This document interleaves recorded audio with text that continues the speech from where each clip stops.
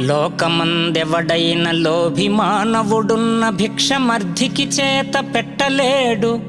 తాను పెట్టకయున్న తగవు పుట్టదుగాని ఒరులు పెట్టగజూచి వార్వలేడు.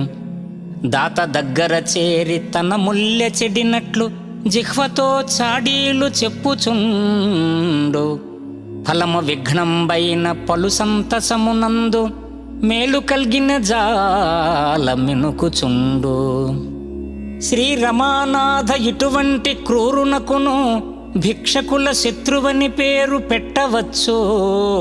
భూషణ వికాస శ్రీధర్మపుర నివాస దుష్ట సంహార నరసింహ దురిత దూరా.